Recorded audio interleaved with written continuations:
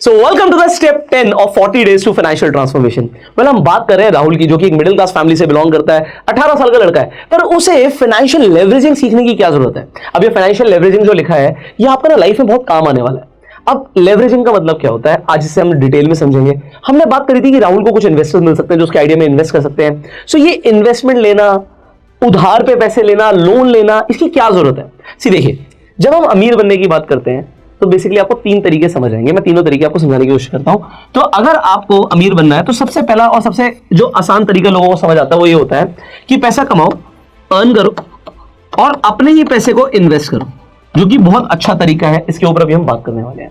सो ये तरीका ज्यादातर लोग समझते हैं, डिटेल में समझते हैं कि हमें पैसे कमाने, हम ज्यादा पैसे कमाएंगे तो हम अमीर हो जाएंगे। बिल्कुल ठीक है। दूसरा तरीका होता है कि आप लोन पर पैसा लो। अब हमें खासकर मिडिल क्लास फैमिलीज में क्लियरली बचपन से समझाया जाता है कि लोन बेकार चीज है, लोन नहीं लेना चाहिए। लोन लोगे तो एक चक्रव्यूह में फंस जाओगे, लोन लोगे तो बस ईएमआई देते हुए रह जाओगे, जो कि बिल्कुल भी गलत नहीं है।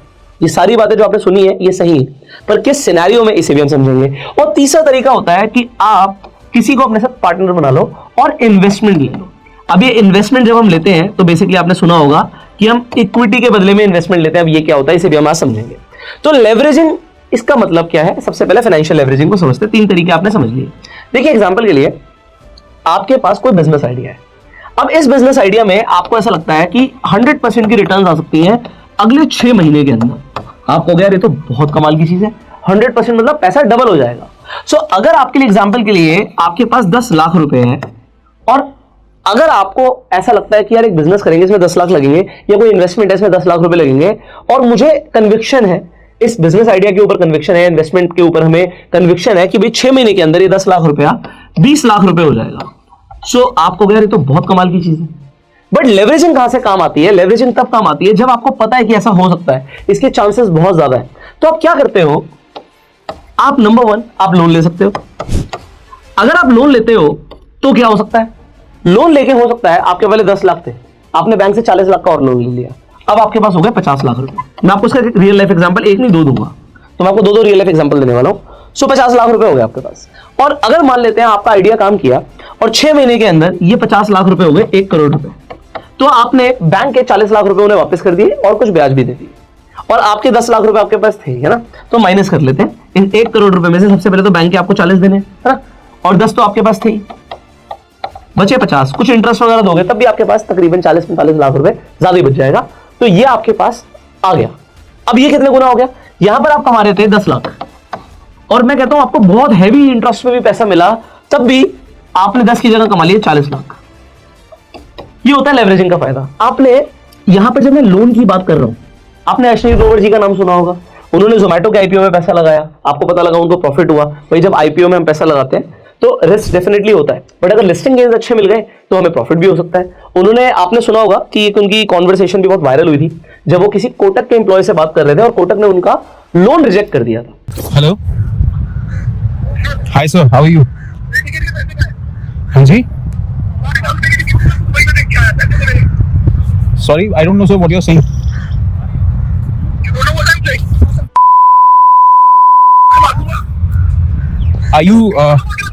Are you drunk sir by any chance? अब कोटक से वो लोन क्यों ले रहे थे? क्योंकि उन्हें नाइका के आईपीओ में पैसा लगाना था। आपको अगर ध्यान हो तो उसमें लिस्टिंग गेन मिला था। तो अगर वो बैंक से एग्जांपल के लिए 500 करोड़ रुपए उठा लेते, और 500 करोड़ होता है 50 करोड़ होता है, एग्जांपल के लिए अमाउंट है, बट 500 करोड़ उठाया बैंक का, और अगर वो ऑलमोस्ट डबल हो गया, मैं कहता हूं 500 का आप कहते हो 800 करोड़ भी हो गया, तो बैंक के 500 वापस किए, कुछ इंटरेस्ट दिया, भाई 250-300 करोड़ रुपए बच गया। आप कहोगे क्या क्या क्या क्या बातें चल रही है, सब कुछ समझ नहीं आ रहा, क्योंकि 250-300 करोड़ कोई मजाक है क्या? मजाक कुछ नहीं। बट पॉइंट ये है कि लेवरेजिंग के कुछ नुकसान भी है। अगर ये उल्टा पड़ जाता तो, लिस्टिंग गेन अगर आपको पॉजिटिव नहीं मिलता, तो ये आपने लोन लिया और लिस्टिंग गेन मिला ही नहीं, उल्टा आप कहते हो कि जो आईपीओ है वहां पर जब खुला तो लोगों का नुकसान हो गया। अगर नुकसान हो गया, मान लेते हैं 100 करोड़ का नुकसान हो गया, तो उस आदमी की इतनी हैसियत होनी चाहिए कि वो 100 करोड़ का नुकसान भी झेल पाए। जब आपको आइडिया पे कन्विक्शन है तो बहुत अच्छा रहता है लेवरेजिंग। पर कभी कभी क्या होता है कि जहां पर लॉस की प्रोबेबिलिटी होती है वहां पर बंदा लोन लेने से ना बहुत घबराता है। उसे समझ आता है यार ये लोन रिस्की भी हो सकता है मेरे लिए, अगर ये बैकफायर कर गया तो शायद ये लॉस जो है वो बहुत बड़ा भी होगा और शायद मैं इसे बियर भी ना कर पाऊं। फिर आती है एक तीसरी सबसे स्मार्ट मूव, जो आज की डेट में आप शार्क टैंक पर देख रहे हो, बहुत सारे लोग ऐसा कर भी रहे हैं, जो कि होता है इन्वेस्टमेंट लेना।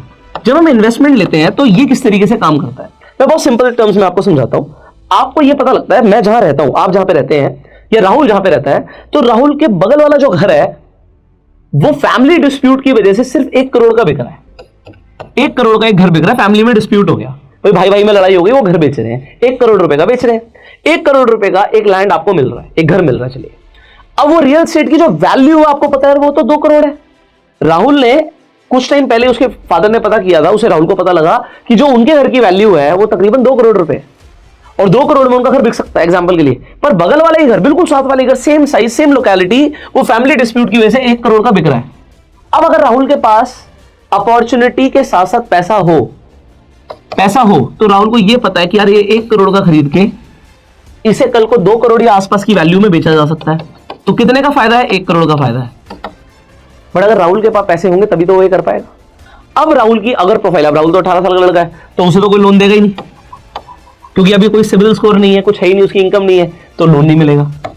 और लोन नहीं मिलेगा तो दूसरा अपॉर्चुनिटी क्या है राहुल के पास, कि अगर राहुल कहीं से इन्वेस्टमेंट ले आए, अगर उसे राइट इन्वेस्टमेंट मिल जाए तो शायद कुछ हो सकता है। ये एक आइडिया है।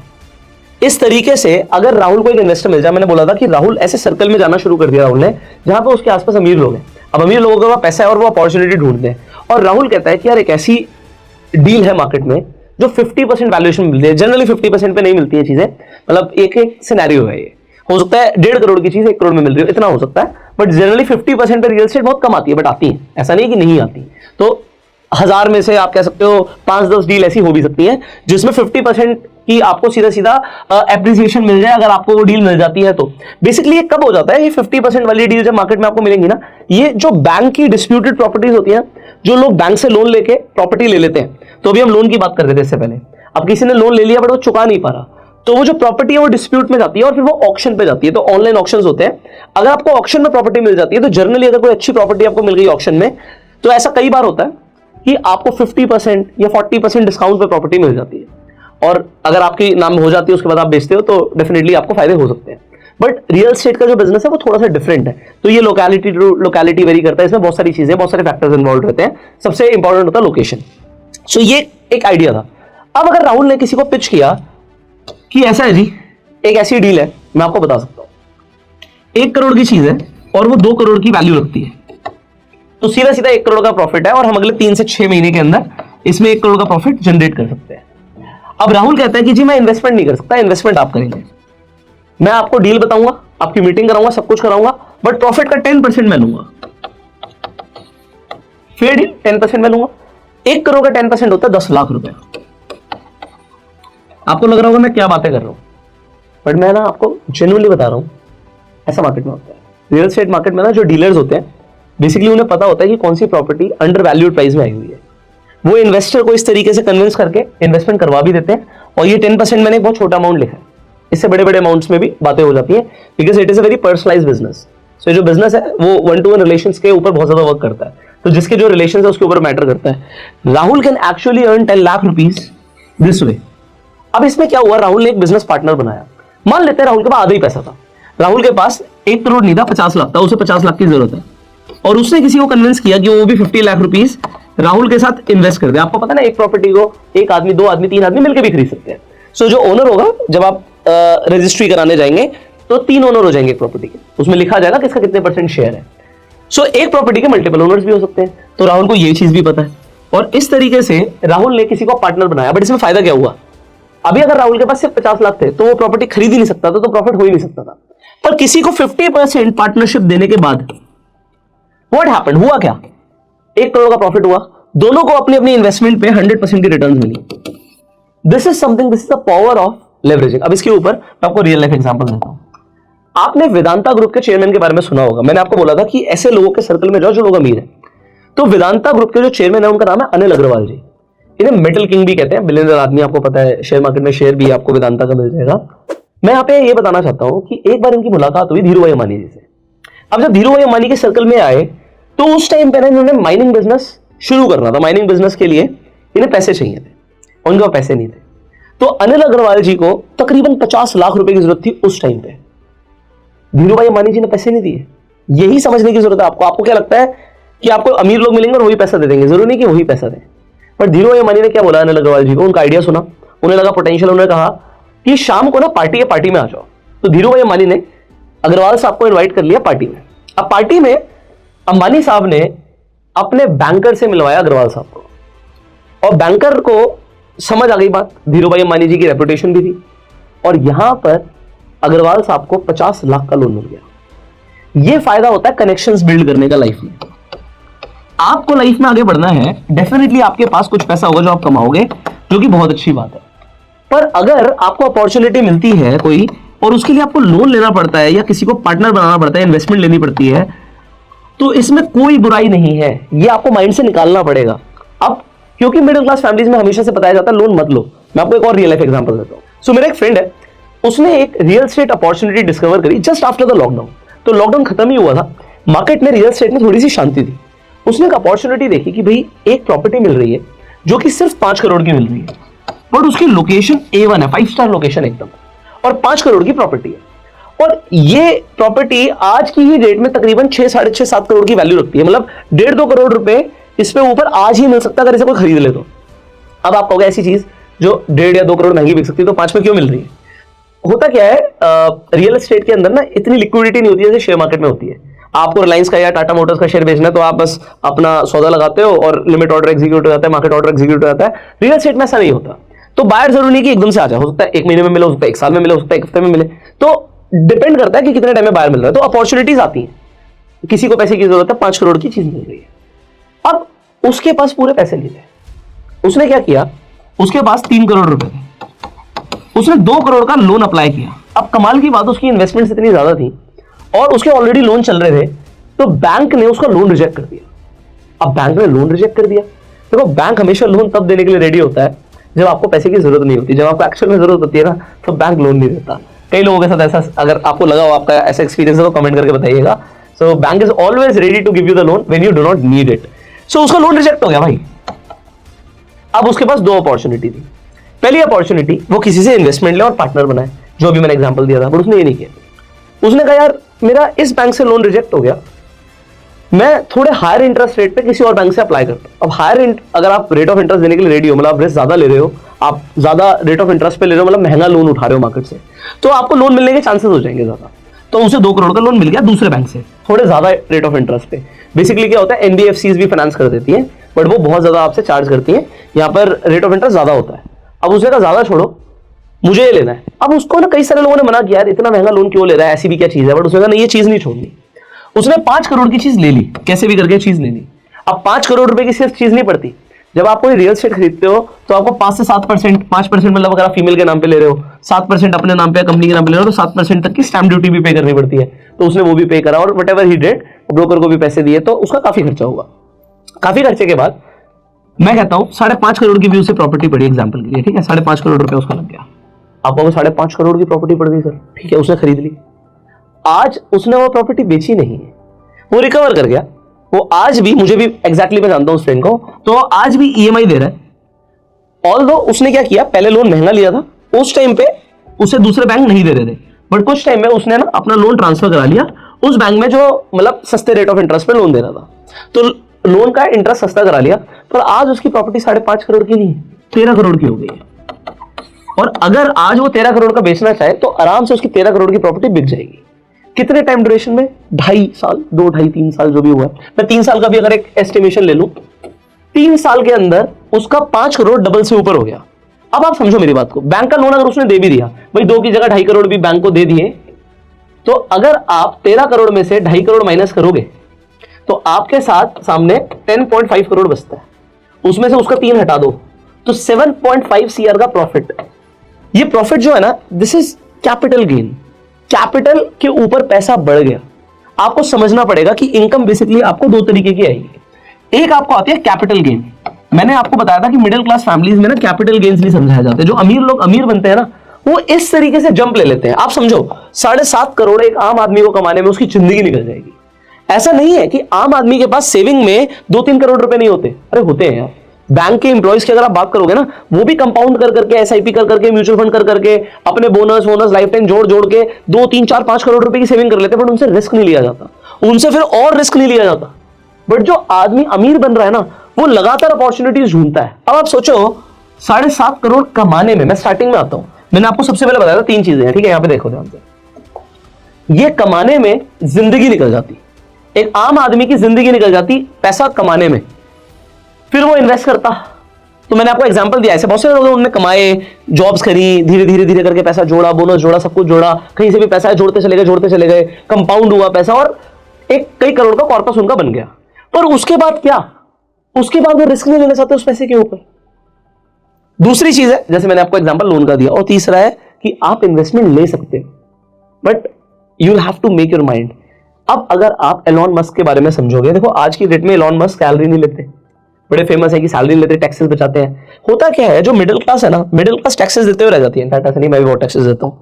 मैं अपनी वाइफ को ही बता रहा था, तो हुआ क्या, मेरी वाइफ एक कंपनी का क्रेडिट कार्ड अप्लाई कर रही थी अपने लिए, तो कहती है इस पे ना बड़े ऑफर्स आते हैं, मैंने कर लिया अप्लाई। तो वो क्रेडिट कार्ड अप्लाई कर रही थी, तो उसमें ना उसने आईटीआर डालनी थी, एनुअल आईटीआर।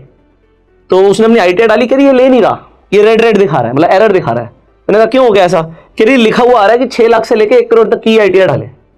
आप समझ रहे हैं मेरी बात को, मतलब ज्यादातर लोगों के पास, मतलब जो आईटीआर होती है, इनकम टैक्स रिटर्न, वो इतनी बड़ी नहीं होती है। तो बैंक ने भी स्टैंडर्डाइज प्रोसीजर कर दिया कि भैया जो अप्लाई करेगा, इससे ऊपर वाली जो आईटीआर है वो ऐसे ऑनलाइन आगे अप्लाई नहीं करने वाले, वो बैंक के किसी रिलेशनशिप मैनेजर के थ्रू अप्लाई करेंगे। सो ये वाइफ की बात मैंने आपको क्यों बताई, पॉइंट इज दिस, जो टैक्स है ना, ये इंपॉर्टेंट है समझना। इसके ऊपर हम आगे बात करने वाले हैं, टैक्स। तो हम एलॉन मस्क की बात कर रहे थे कि वो टैक्स कैसे बचाते हैं। जब हम सैलरी लेते हैं, तो सैलरी पे ना आप टैक्स नहीं बचा सकते, आप कुछ कर लो। मतलब जो सबसे ज्यादा गवर्नमेंट टैक्स वसूलती है, वो वसूलती है सैलरीड लोगों से। क्योंकि सैलरी में क्या होता है, जब आप सैलरी अर्न करते हो, अब आप 10, 20, 30 हजार की बात मत करना, बट मान लो आप 1 लाख, 2 लाख या कुछ बड़ी सैलरी अर्न करते हो, आप समझ ही नहीं रहे, आप साल में 5 महीने सिर्फ सरकार के लिए काम कर रहे हो। इंडिया में टैक्सेस ऑलमोस्ट 40% या 40% से प्लस ही चल जाते हैं इंडिविजुअल्स के लिए। तो 40% टैक्स है यार, साल में 12 महीने, 5 महीने सरकार के लिए काम कर रहे हो, अगर आप अच्छा कमा रहे हो सैलरी के थ्रू। बट थोड़ा सा बिजनेसमैन टैक्स को प्लान कर लेते हैं। एग्जांपल मैं एलॉन मस्क का आपको दे रहा था, तो वो क्या करते हैं, सैलरी लेते हैं, क्योंकि अगर वो सैलरी लेंगे, जैसे ही कंपनी अकाउंट से, टेस्ला से उन्होंने सैलरी ली, तो यूएस गवर्नमेंट क्या बोलेगी कि मुझे टैक्स दो। तो वो क्या करते हैं, वो कहते हैं जी सैलरी नहीं लेना। मुकेश अंबानी जी भी शायद सैलरी नहीं लेते। तो ये लोग बड़ा स्मार्ट प्ले करते हैं, ये अलग अलग तरीके से पैसा लेते हैं। पैसा तो लेते ही हैं, ये शेयर्स के थ्रू पैसा ले लेते हैं। वो कहते हैं जी मैं कंपनी से सैलरी ले रहा, कंपनी से शेयर्स ले रहा हूं। और एलॉन मस्क साहब क्या करते हैं, वो इन शेयर्स को गिरवी रख देते हैं। जब वो गिरवी रख देते हैं, तो बैंक से लोन ले लेते हैं। अब जब लोन का कोई पैसा आता है, मान लो आपने मुझे लोन दिया, अगर आपने मुझे 1 करोड़ का लोन दे दिया और मैंने अपनी बुक्स में दिखाया ये लोन है, तो 1 करोड़ पे कोई टैक्स नहीं देना। ये 1 करोड़ आपका है, मुझे आपको वापस करना है, वो एक अलग बात है। उसमें मुझे इंटरेस्ट देना पड़ सकता है ना, कुछ ईएमआई बन सकती है, वो एक अलग बात है। बट अभी 1 करोड़ पे टैक्स ही लगेगा। बट अगर आपने मुझे ये दिखा दिया, आपने मुझे सैलरी दी है, तो सरकार सबसे पहले बोलेगी टैक्स दो। सिमिलरली मुकेश अंबानी जी डिविडेंड्स ले लेते हैं। अब डिविडेंड्स में क्या होता है, डिविडेंड्स की कैलकुलेशन अलग है टैक्सेशन की। So they try to save taxes somehow. अब टैक्स की हम डिटेल में बात करेंगे, क्योंकि अभी राहुल ने यार इतने पैसे शायद अभी तक, तो अभी वो सुन ही रहा है, अभी वो मुझे सुन रहा है, तो टैक्सेस की बात तक वो नहीं पहुंचा, क्योंकि अभी 18 साल से होता है, आज ग्रो करते करते वो 19, 20, 21, 22 साल का हो गया हो। पर टैक्सेस समझना जरूरी है। जैसे जैसे कोई आदमी पैसे कमाएगा, उसे समझ आएगा कि टैक्सेस समझना कितने ज्यादा जरूरी है। और एक बिजनेसमैन को ये चीजें सबसे ज्यादा समझ आई जाती हैं, क्योंकि बिजनेस करते करते बिजनेस की समझ सबसे ज्यादा बढ़ती है। सो आज इस कंसेप्ट में, इस स्टेप के अंदर आपने ये समझा कि राहुल को अगर अपॉर्चुनिटी मिले लाइफ में ग्रो करने की, तो उसे ये समझना है कि भाई अमीर बनने के 3 रास्ते हैं। एक जो दुनिया उसे बताएगी कि पैसे जोड़ो और इन्वेस्ट कर, तो ये तो सभी बता रहे हैं, इसमें क्या नया है। बट लोन लेके भी अमीर बना जा सकता है, अगर वो लोन आपके शौक मौज के लिए नहीं है, वो बिजनेस या इन्वेस्टमेंट के लिए। मतलब अगर आप सिर्फ गाड़ी के लिए लोन ले रहे हो, मुझे गाड़ी दिखानी है, एग्जाम्पल के लिए मैं एक लड़के को जानता हूँ, 15,000 रुपए कमाता है और अभी iPhone 15 Pro आया है। वो कह रहा है जी मेरे पास क्रेडिट कार्ड है और मैं क्रेडिट कार्ड से iPhone 15 Pro निकलवाऊंगा। HDFC का क्रेडिट कार्ड है, 5,000 का सर कैशबैक मिलेगा और उसके बाद मैं EMI करा लूंगा, मैं धीरे धीरे करके दे दूंगा, मैं 15,000 कमा रहा हूं, कल को मेरी सैलरी भी बढ़ जाएगी। तो आप समझ रहे हो उसका क्या होने वाला है। He is never going to be rich. Similarly there is another concept. एक है आप इन्वेस्ट कर रहे हो, एक है आप लोगों की भी इन्वेस्टमेंट्स ले सकते हो। तो जितनी भी बड़ी बड़ी कंपनीज हैं, ये फंडिंग्स लेती रहती हैं, लोन लेती रहती हैं, चलता रहता है भाई प्रोसेस, है ना। So there is nothing wrong. So Rahul अगर कल को अपनी कोई कंपनी बनाए, तो एक चीज बस ध्यान रखनी है, जो हमने इससे पहले भी डिस्कस करी थी, आपको ना एटीट्यूड क्या लेकर आना है, बस ये लास्ट में बस एटीट्यूड की बात करूंगा। आपको एटीट्यूड ये वाला लेकर आना है, जब मैंने बात करी थी ना कि मैं आपका फायदा करा सकता हूं। मैं यहाँ पर एक और एग्जांपल देता हूं। तो मेरे एक फ्रेंड है, वो बिजनेसमैन है, तो उसके पास ना लोग आते रहते हैं और बड़ा पॉपुलर है वो, तो उसके पास ना फंडिंग मांगने भी काफी लोग आते रहते हैं, अपने स्टार्टअप्स पिच करते हैं और अपने कंसेप्ट बताते हैं।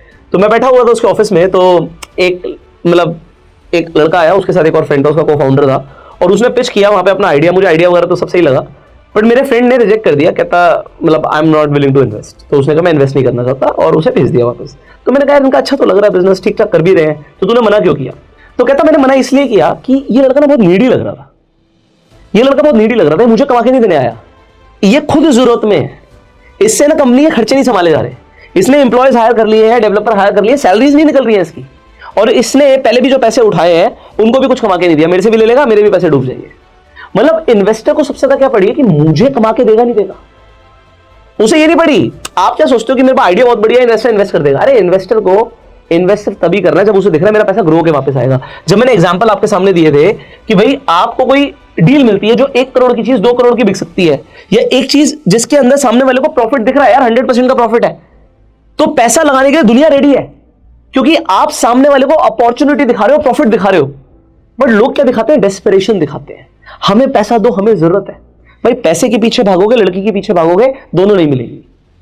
डेस्परेट कहते हैं ना, वो डेस्परेशन में कुछ नहीं मिलता, डेस्परेट आदमी को कुछ नहीं मिलता। तो अगर आप डेस्परेशन दिखाओगे नहीं मिलेगा, बट अगर आप अट्रैक्ट करोगे तो दोनों ही आपके पास आएंगे, पैसा भी आएगा, लड़कियां भी आएंगी। तो लड़कियों की बात नहीं करते यार, ये चैनल ठीक नहीं है उसके लिए बात करने के लिए।